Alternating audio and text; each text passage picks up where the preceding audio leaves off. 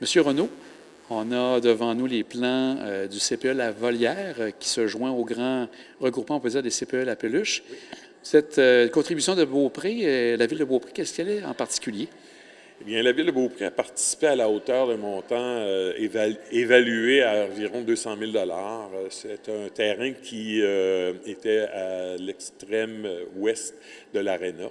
Et pour nous, nous n'avions pas été impliqués dans le dossier de la construction jusqu'à un moment donné où Mme Leblanc nous a contactés pour nous dire, bien écoutez, on a certains petits problèmes de délai, etc. Puis c'est là qu'on a offert ce terrain-là. Stratégiquement, il était bien placé, géographiquement encore mieux, puisque ça évitait la construction d'une cuisine à l'intérieur de du point de service. Et ça permettait aussi une polyvalence facile entre les deux établissements. Et de ce que vous voyez des premiers plans, ça vous satisfait?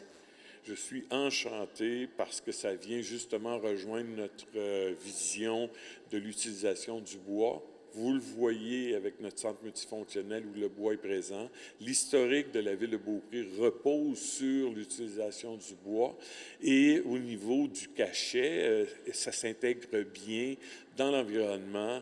Évidemment que c'est sûr que l'aréna date d'une autre époque, mais on espère qu'un jour, il y aura peut-être des ajouts, des rénovations qui feront que ça s'intègre bien. Néanmoins, on est très, très, très satisfait de ce qui a été fait par la firme d'architectes.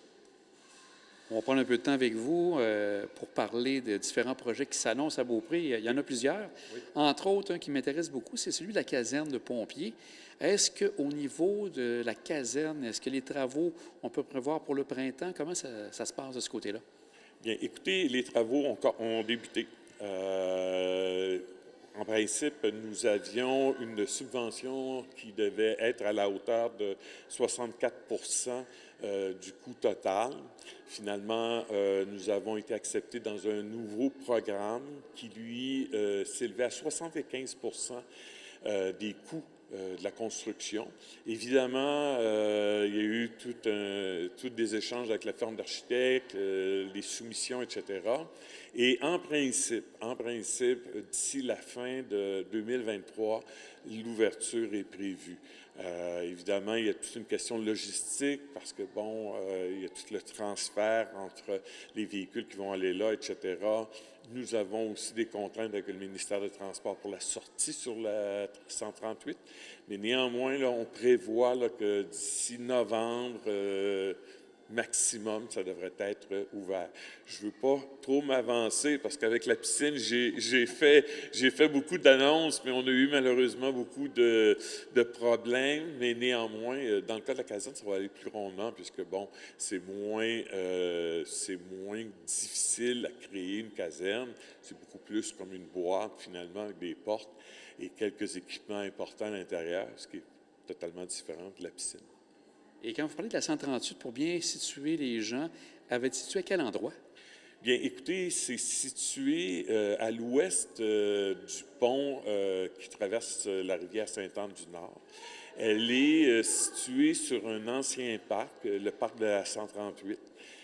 Terrain qui appartenait à la ville. Nous avons décidé de la mettre là parce que, bon, la réalité, les nouvelles normes au niveau d'incendie, la fluidité de la sortie des camions, c'était beaucoup plus simple. Ce n'était pas à l'intérieur d'un quartier résidentiel, donc beaucoup plus paisible. Et évidemment, elle sera un peu cachée de la 138. Elle ne sera pas nécessairement visible, mais elle sera bien présente, par contre. Est-ce que vous avez pensé peut-être à la partie un peu plus d'achalandage durant les fins de semaine, d'été, où là, c'est vraiment rempli près de la 138? Vous parliez des trucs avec le ministère du Transport. C'est des éléments que vous regardez présentement? Oui, en effet, on essaie de trouver une façon d'actionner des lumières, d'avoir une lumière de circulation qui pourrait être installée afin justement de prioriser la sortie des camions. On se fie un petit peu avec ce qui se passe à Sainte-Anne-de-Beaupré. Ils n'ont pas ce problème-là, même s'ils vivent beaucoup de circulation eux aussi. Ils n'ont pas eu d'installation de lumière de trafic. Donc, on espère qu'il n'y aura pas de problème, mais il y a des aménagements, des discussions qui se font avec le ministère des Transports. Un autre dossier qu'on a vu cet été qui s'est conclu, c'était l'aménagement que vous avez fait à la marina. Ça s'est fait durant l'été? Oui, en effet, l'aménagement de la marina, bon, on sait très bien que ça faisait des années qu'on laissait un petit peu aller ce dossier-là. Avec la venue d'une nouvelle construction, celle de Unico, on en a profité pour rafraîchir un petit peu l'accès à la marina. Les gens aiment avoir un accès au fleuve. Cet accès-là était déjà présent. Il y a déjà eu une marina dans le passé. Maintenant, c'est un accès beaucoup plus social. Beaucoup plus de gens vont là pour faire amuser le chien, etc. On a décidé de l'aménager. D'autre part, on avait commencé à recevoir des plaintes de certains citoyens qui avaient reçu du harcèlement ou des choses du genre. Donc, on en a profité pour faire en sorte que ce soit beaucoup plus sécuritaire, éclairé, pour permettre aux citoyens d'y accéder de façon sécuritaire. Aussi, à la place de Génération, on a appris qu'il allait y avoir une scène permanente. Est-ce que c'est des travaux qui sont incessants également? Oui, en effet, la subvention doit être dépensée, si l'on veut, d'ici le 31 décembre. Nous sommes encore à l'ébauche des esquisses. Une décision sur le choix devrait être faite d'ici 2 semaines. Et à partir de là, bien, on va lancer les appels d'offres pour la construction. En principe, ça devrait se réaliser d'ici la fin de l'année. Quoique la température peut venir un peu chambarder le tout, mais néanmoins, on espère que le gouvernement va être un petit peu plus élastique sur la réalisation complète là, de cette scène-là. Par contre, comme c'est une scène qui va être construite majoritairement à l'intérieur et déposée à un endroit précis, ça va être moins problématique que de faire, par exemple, la caserne ou des choses du genre. Et en conclusion, vous en avez parlé tout à l'heure, grande ouverture, enfin, on pourrait dire, de la piscine. Ça va se passer à quel moment, cette ouverture officielle? Bien, l'ouverture officielle va se faire le 17 septembre prochain, où on va inviter la population entière de la Côte-de-Beaupré, de la MRC de la Côte-de-Beaupré, de Saint-Tite à Bois-Châtel. La population va être invitée. Les maires, les conseils vont être présents. Même s'ils n'ont pas adhéré encore à l'entente d'opération. Néanmoins, on va les inviter tout le monde. C'est une ouverture officielle. Nous sommes à élaborer un projet de nouvelle entente avec les municipalités non participantes, justement pour amener une nouvelle idée de participation qui pourrait satisfaire leur refus, changer leur idée, et c'est surtout, c'est pour amener la population de la Côte-de-Beaupré à venir utiliser cet équipement qui est unique sur la côte. Donc, oui, le 17 septembre, c'est l'ouverture officielle. La piscine est ouverte en ce moment. J'invite les gens à venir, il n'y a pas de problème. Depuis le 26 août, la piscine est ouverte. On débute évidemment tranquillement. Là, les gens sont encore un peu chez eux avec leur piscine, mais néanmoins, il y a beaucoup d'inscriptions.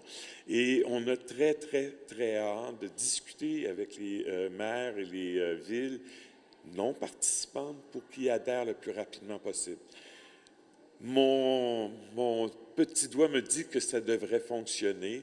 Les 2 municipalités qui sont avec nous, Saint-Joachim et Sainte-Anne-de-Beaupré, sont eux aussi optimistes à ce que l'on puisse avoir une entente là, générale sur la côte de Beaupré pour l'utilisation de cet équipement-là.